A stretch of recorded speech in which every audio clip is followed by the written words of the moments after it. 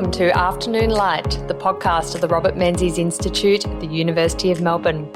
I'm Georgina Downer and I'm the host of Afternoon Light and the CEO of the Robert Menzies Institute. The Institute is a prime ministerial library and museum devoted to upholding the legacy and vision of Sir Robert Menzies, Australia's longest serving Prime Minister. On Afternoon Light, we explore contemporary issues relevant to Sir Robert's life and legacy with leading thinkers from around the world. Thank you for joining us today. Welcome. Well, today on Afternoon Light, we are speaking to Margaret Fitzherbert about Menzies and his commitment to the role of women in the Liberal Party and in Australian politics more generally. And Margaret Fitzherbert is the CEO of the McKinnon Institute for Political Leadership. She's a former state MP and federal government advisor, but I think most importantly, she's the author of two books on Liberal women. The first, Liberal Women Federation to 1949, and the second, So Many Firsts, Liberal Women from Enid Lyons to the Turnbull Era. She has made a strong commitment to the history of the Liberal Party and its promotion of the position of women, and it's an absolute delight to have you on Afternoon Light. Thank you so much, Margaret. It's my pleasure, Georgina. Always good to talk to you. And Margaret, I wanted to start out going back in time, and I guess probably the topic of your first book, about how strong were women's groups on the non-Labor side of politics before the Liberal Party was founded in 1944. I mean, it seems a foreign concept to us today that there were political groups that were just for women back in those days, and women, while they weren't elected until 1943 in the Australian Federal Parliament, they were a political force in themselves and of course represented a significant voting bloc and an electoral advantage if you could gain their trust and support. For sure, you're right. I mean, it's something that happened so long ago. I think a lot of it is sort of lost in the mists of time. But the women's groups, the women's leagues as they were, grew out of basically the federation process when there was a huge discussion among the people as well as among leaders about what this new country should be about. How's it going to work? What are our rules going to be? And, of course, the issue of suffrage, the issue of the vote for women was one of the things that helped trigger these women's leagues. So when Federation happened, you have South Australia already having the vote for women. So it was an issue that really had to be talked about because you couldn't have an issue where some of the new states had voting rights for women and others didn't. So the conversation happens. And there were conversations about other elements of suffrage as well. And so out of that, you get a group of people in the general population who are really interested in issues of government and how society is going to function. And you get a number of sort of, you might call them special interest groups that spring up. And there were people who had campaigned very strongly for women to have the vote for the new country, and some who had campaigned against it. Ironically, you have women campaigning against that concept as well as men. We might say ironically today. Yeah, it is ironic. You know, they're politically active, engaged, and they're campaigning not to be politically engaged. I know. It is sort of hard to understand how that works, but, you know, different times.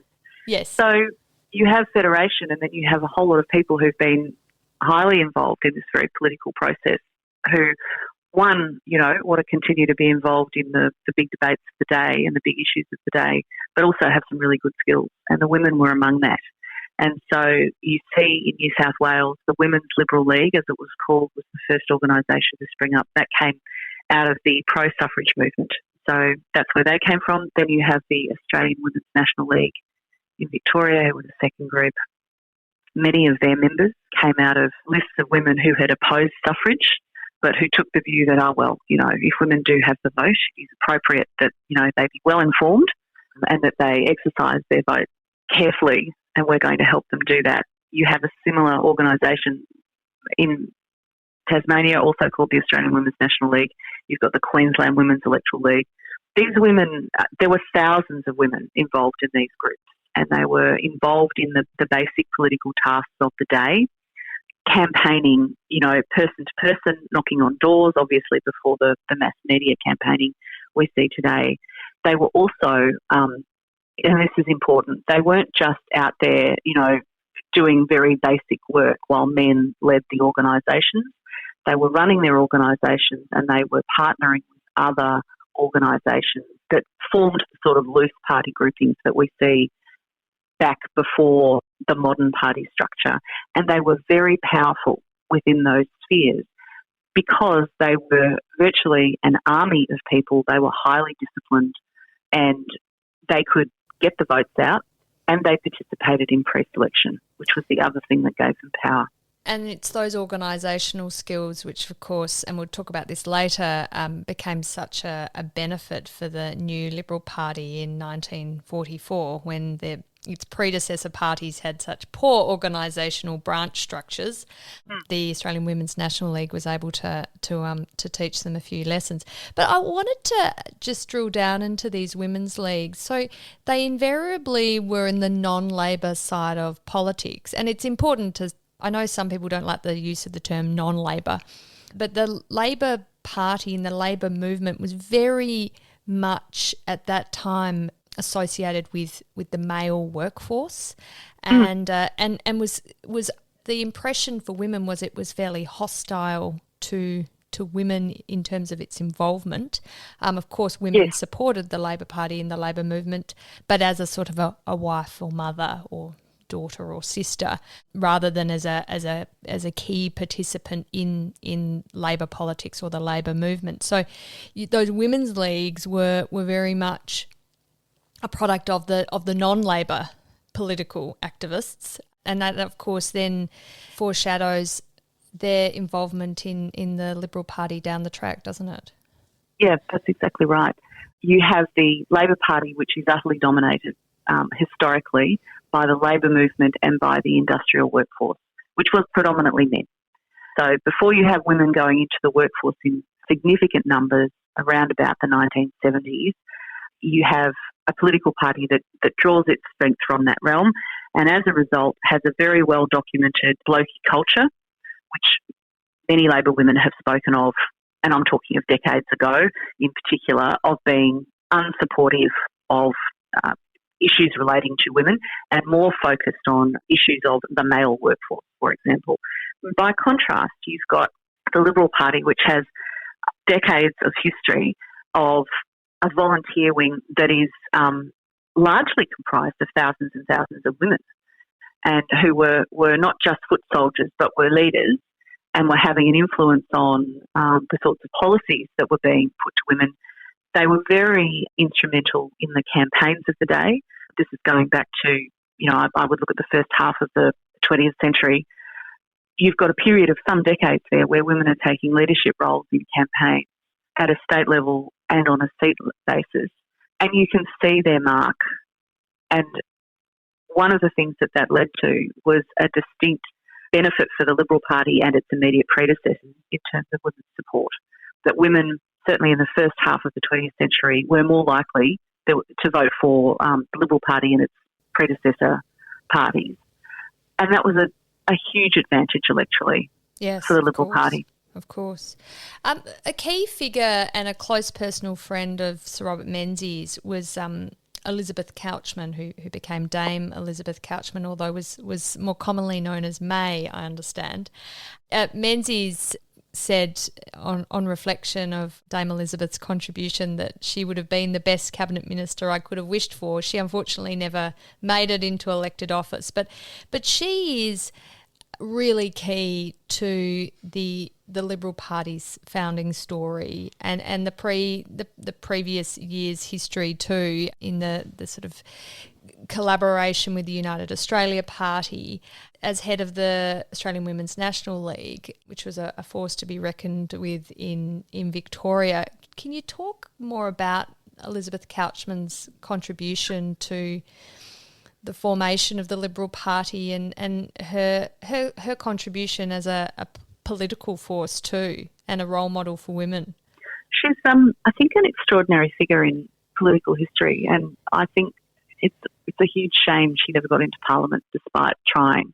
She spent much of the rest of her life supporting other women getting into Parliament, such as Margaret Guilfoyle, for example. But I would have loved to have seen what she could have done if she'd been there.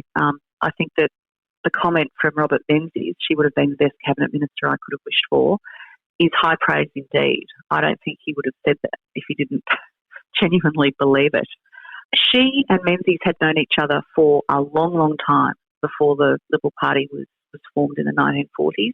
They had met before he went into Parliament. They had known each other when he was a member of the Young Nationalists, which he'd set up, and she was highly involved in the Australian Women's National League, and they were great friends, and they liked and respected each other and spoke frequently. In 1934, Robert Menzies said of her in the Argus that she was one of the greatest fighters we have on our side of politics, which I think is another great compliment that he paid her. She was very involved in the AWNL within Kooyong, which was his electorate, and he noted at one point that there were more women as members of his local party organisation, wherever it was named at the time, than men. So they were running his campaign. He knew intimately how good they were, and he knew her very well, and he trusted her. And he said later that it was critical that the women were involved in the new party.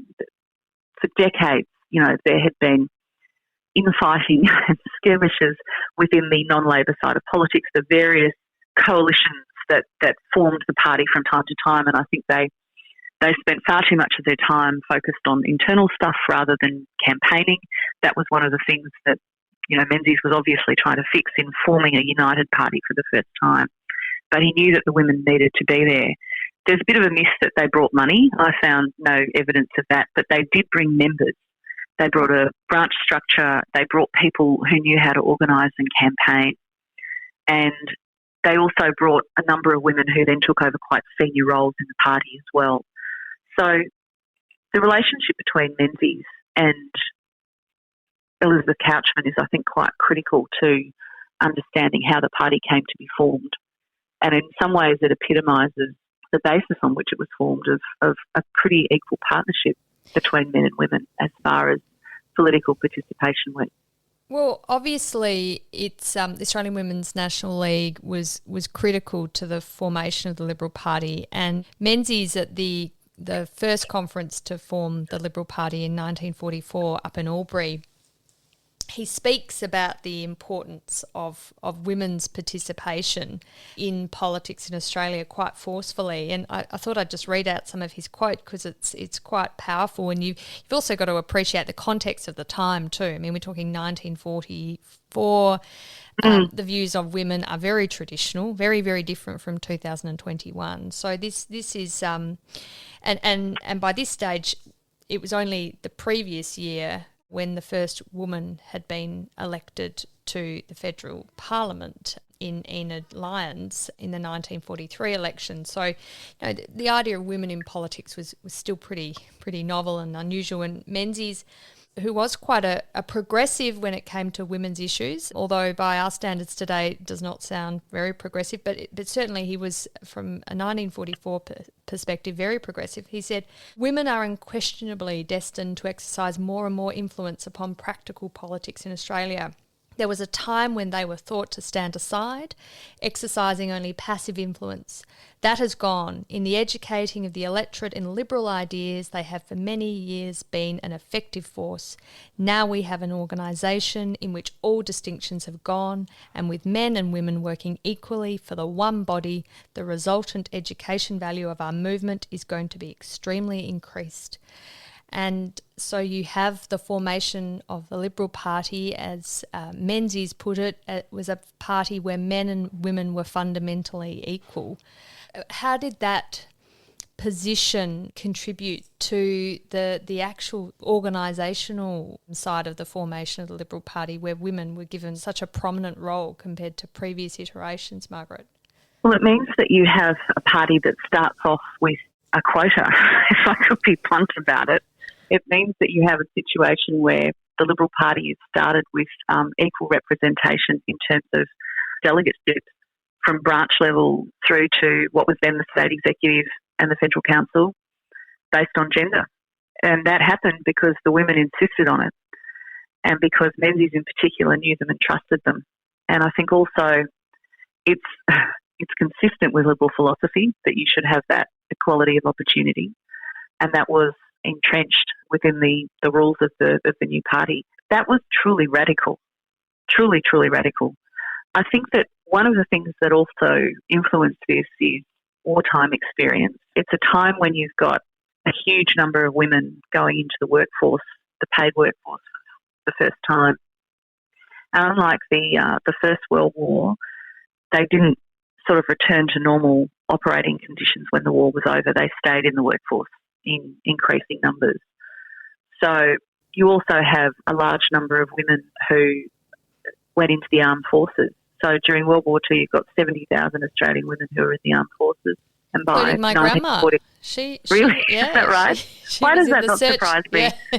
She was a go-getter. She was in the Searchlight Brigade, and they were sent to Perth, and I think she had a great time there. She was, early 20s, group of girls operating the Searchlight. I remember her telling me they spent a lot of time drinking creme de menthe. But obviously, I did that in my 20s as well. Focused on the searchlighting as well. Yes, hopefully not doing both at the same time. No. That would have been a bad thing. They were different times. Well, your grandmother shows that you have that sort of experience. You move away from home. You have important paid work. You're part of a higher purpose. You're earning your own money. You're having a lot of fun by the sounds of things in her case. Yeah. Stuff isn't going to go back to normal after that. No. And, Menzies recognised that. I think the other way he came to see this, because he referenced it in some of his speeches, is when he was in the United Kingdom and he saw the sort of work that women were doing for the war effort over there.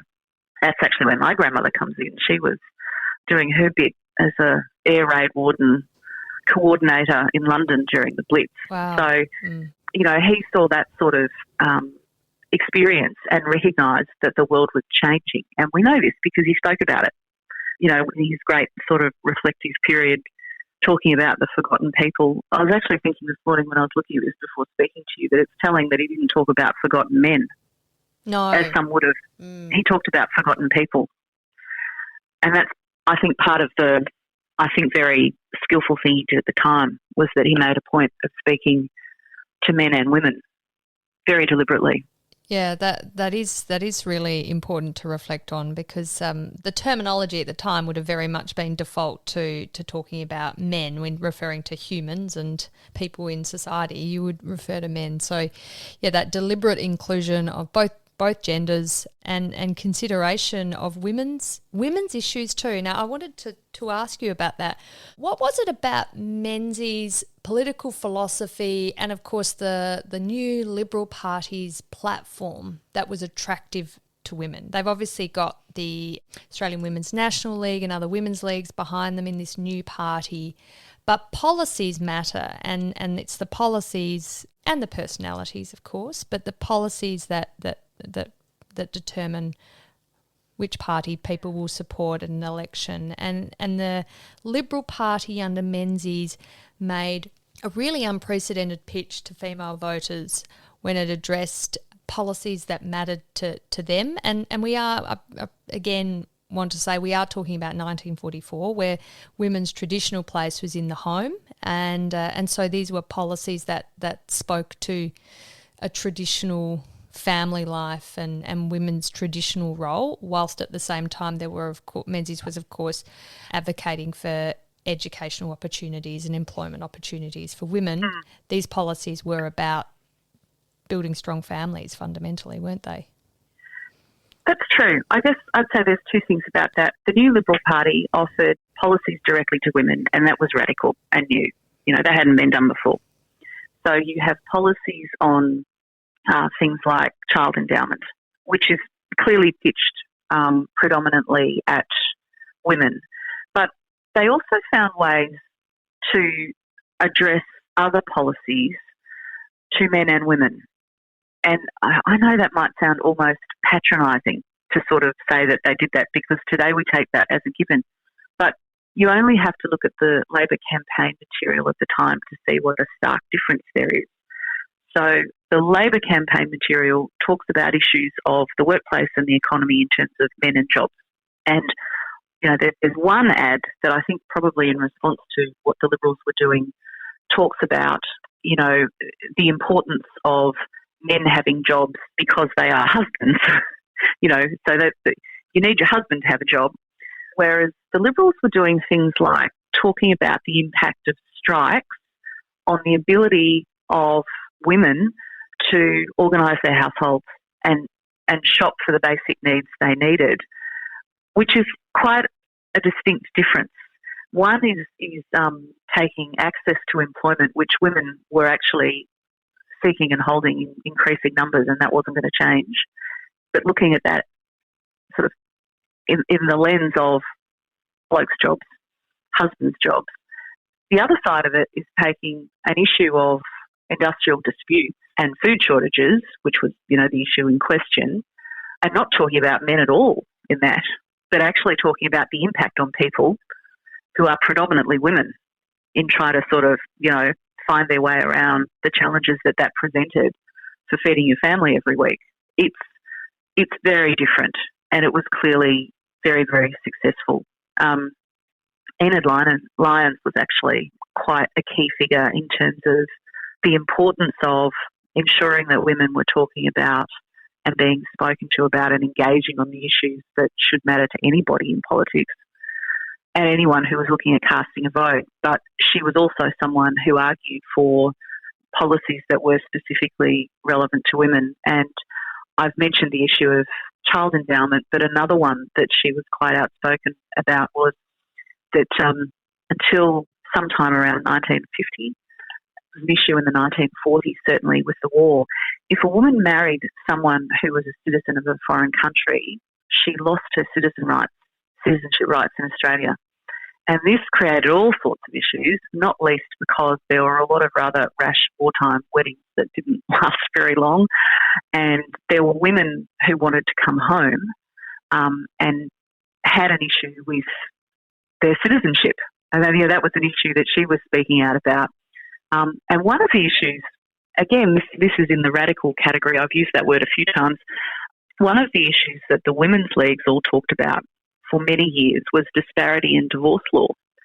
And, in some states it was easier for a man to get a divorce than a woman. And, one example was, actually I should look up which state this pertained to. A woman had to show proof of 3 incidents of adultery. A man only needed 1. All right. And then there was the issue that women would typically lose their children if they divorced. Wow. And that was a policy issue as well that the women's leagues were very outspoken on, and that in government under Menzies changed. Again, we might think in the days of no-fault divorce being long established that, what of it? But, fundamentally a huge change, and one that involved taking on the churches, which is not to be underestimated. No. You spoke about Dame Enid Lyons, or Dame Enid as she became latterly, who is an incredibly important figure in the story of women's political involvement in Australia. The first woman to be elected to the House of Reps in 1943. She was, and this does not diminish her own capabilities and qualifications and achievements, but she was the wife of the former Prime Minister Joseph Lyons, who unfortunately died in office. And there's a whole backstory, which is a podcast for another day, on Joe Lyons and Robert Menzies and of course the enmity that Enid Lyons did hold towards Menzies throughout her career, although they worked well together. But she, as you said, she made a huge contribution to the policy debates around child endowment and was an incredible role model for women. And while she was the first woman to be appointed by Menzies, but a first woman to be appointed to federal cabinet, she was quite disappointed by this appointment, wasn't it? I think you say in your book her brother-in-law suggested she should reject the appointment. She was made Vice President of the Executive Council in the new Menzies government in 1949. her brother-in-law suggested she reject it because it was an insult, although she did accept it. But yes, it was sort of a bittersweet for her, wasn't it, in the end, to achieve such high office, but not quite. I think so. And it's always sort of a footnote when we talk about the first ministers at federal level, that she had the status of a minister, but she didn't have a department to administer. So she had not much to do is the point. Yeah. She got to go to cabinet meetings. You can come to the meetings, but sorry, you don't get to really control anything. Yeah. Yes, and I think maybe one of the terms that was used, she might have said this herself, was that it was a bit of a toothless tiger. I guess at the end of the day, she decided it was better to literally have a seat at the table than not. But I think it would have been frustrating to not have the same status in some ways as the other people around the table. Do we know Menzies appointed her without portfolio? No, I've looked into this and I don't have a definitive answer to that. The cabinet meetings, and she did. So there's certainly influence that can be had there. So I don't know. I don't know. I mean, I suspect some of it was to do with knowing that he had to accommodate her. She was someone who came with a national profile. She was enormously popular. She was very influential in Tasmania. She could make things happen there for this new organisation. She had strong views about policy, and, there were times when she and Menzies disagreed. For example, the party room meeting on, one element of child endowment, he gave one view, she had a different one, and she won. Yeah. So she was someone he really couldn't ignore. I would only be speculating about why he didn't give her a department to administer. I don't know the answer of that for sure. It's interesting, though, that when she turned up to her first party meeting, which was then the UAP, she was actually nominated for the deputy leadership, which she did decline. Wow. And she said, to be quite frank, I didn't think that I was in a position to assume such a job, seeing my lack of parliamentary experience as such, but I also doubted that men present would be inclined to vote a woman in. I thought I did the wisest thing in saying, no, thank you very much for the honour, perhaps later. I dare say perhaps later sounds a little bit self-satisfied. I had never heard that quote or story. I hate to say it, but it's often been the problem. I don't think too much with women these days, but in the past, women thinking they're less capable than their male counterparts to do a job they're probably much more capable to do. I can't imagine. Very likely. Yeah, too many men offered the deputy leadership, saying no to it, even if they've never been in Parliament before. True, but I mean, her point that she wasn't sure that she'd get the votes. I think maybe that's the issue. She didn't want to run and lose. That would probably be worse. I mean, she and Menzies had a really complicated relationship, and she saw it, I think, through the lens of, her husband's experience. And of course. So she turns up at Parliament with, a national profile, and she was a very sympathetic figure. People really liked her. She was apparently a very, very good public speaker, when your ability to stand up at a meeting and give a speech was a very, very critical tool for any politician. But she believed, certainly during her early years as an MP, that Menzies had undermined her husband, and she also thought that he wasn't as good as her husband, unsurprisingly. And she's quoted as saying a few years after Menzies died, let's be quite frank, he never had the common touch, the warm sympathy of people like my Joe did. It just wasn't in his makeup, and that's all about it. So, there was history. There was history there. Yeah. And she to the end really adored her husband and honoured his memory, didn't she? She was a widow for many, many, many years, and absolutely that love never waned, clearly. Interestingly, though, there is also a story that Joe Lyons, early on in particular, liked and admired Menzies, and told his wife that she too would take to him tremendously. And Enid Lyons, met him and took an immediate dislike to him and decided at that time that he was convinced that women were designed strictly for subservient purposes to shine only in the domestic sphere, which obviously history shows to be wrong, given the role that Menzies later played in relation to women. And she told her husband that Menzies would only become her friend when he had shown himself worthy of the honour, which she records that her husband just laughed at her saying that. But, this is a woman who's pretty sure of herself. Absolutely. And she also knew the environment quite well. I mean, she was turning up at Parliament as an MP, but not as a complete newbie. I mean, she knew most of the blokes already who were in there. She'd known many of them for a long time. Well, she was a very active Prime Minister's wife, wasn't she? She campaigned for her husband. She gave speeches. She was very much part of his political machine, if you like.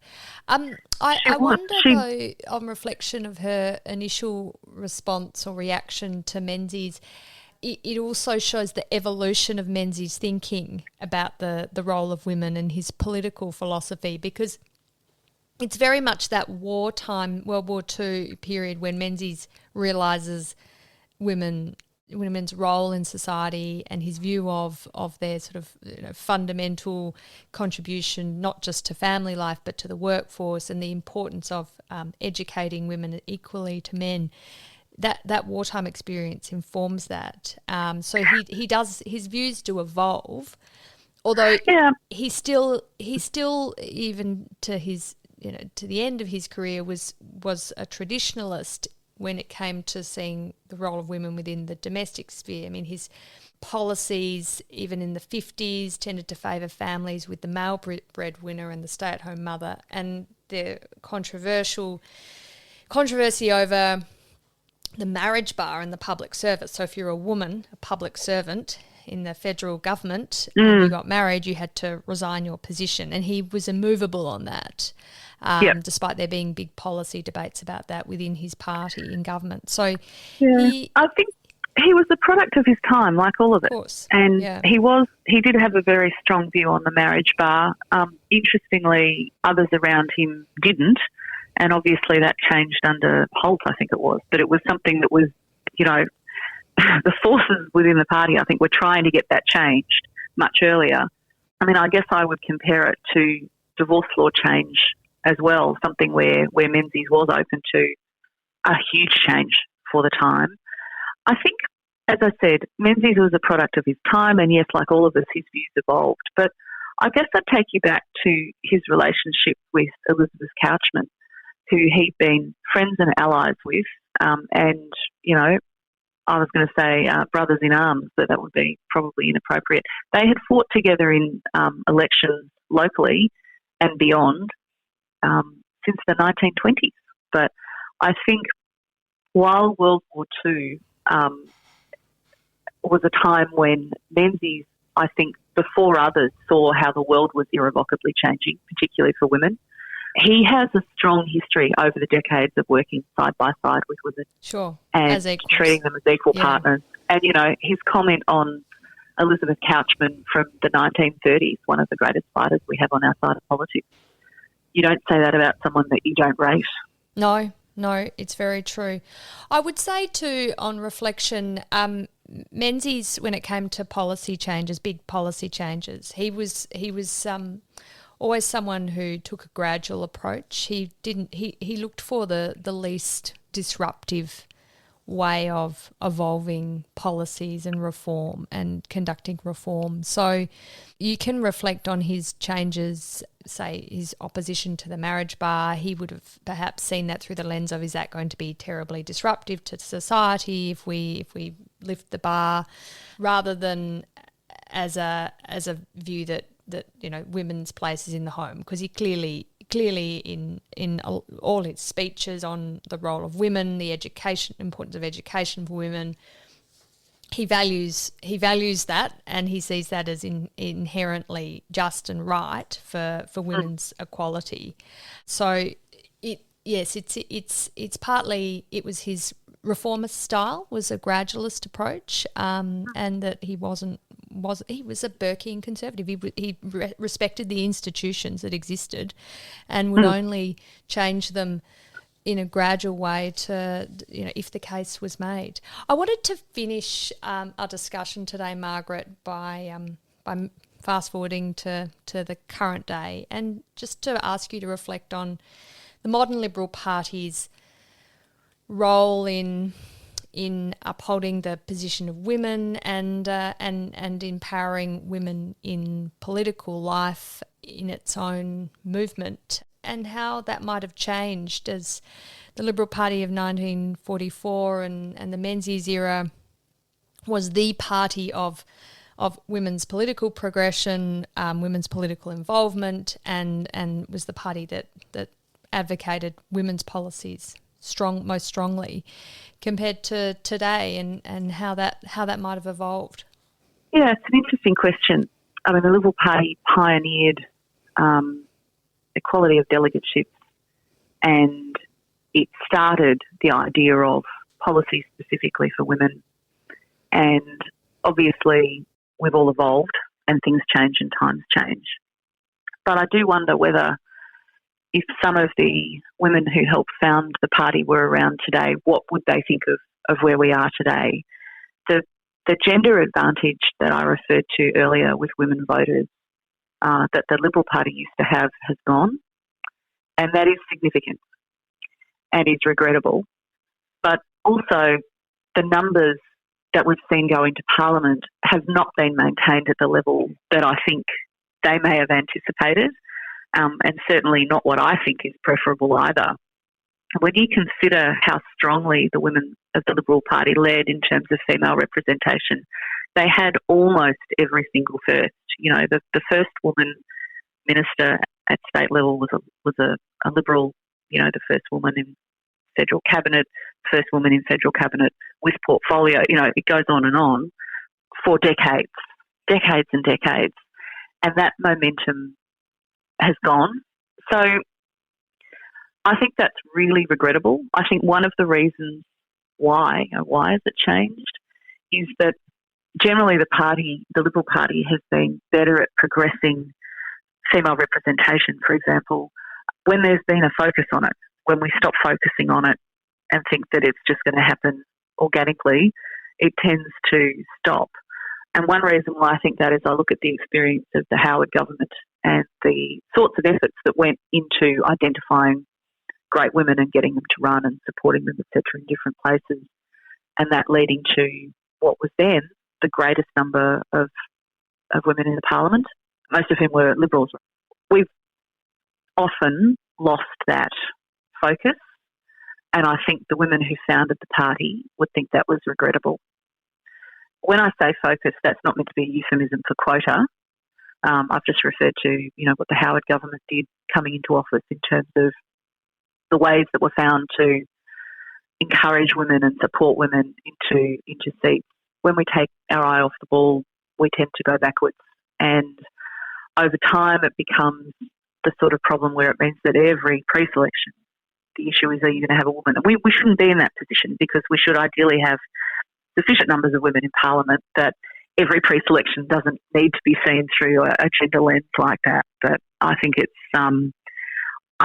sad, and I think it's unfortunate that the party doesn't look to its history more often. Well, at the Robert Menzies Institute, we're obviously trying to address that and talk about the history, but also remind people of the contemporary relevance of the history to current debates, and of course to model some of the best legacies of the Menzies era for the future. So, Margaret, it's been an absolute pleasure talking to you about Robert Menzies and his contribution to women's progression in politics and participation in politics. I've thoroughly enjoyed it. I've learnt a lot, and I do commend your books to people who want to understand more about this period of history and the issue of women's political participation.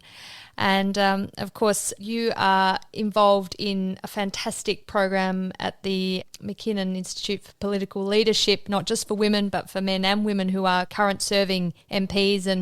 And it's such a fantastic initiative to really upskill and give MPs the best possible opportunities to deliver the most they can for the electorate in Australia and their states more broadly. So thank you so much. It's great.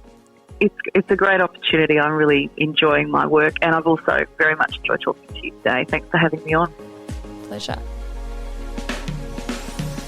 The Afternoon Light podcast is brought to you by the Robert Menzies Institute at the University of Melbourne. You can find more about the Institute and our podcast at robertmenziesinstitute.org.au. We're also on Twitter, on Facebook and LinkedIn. We look forward to you joining our show next week. Thank you.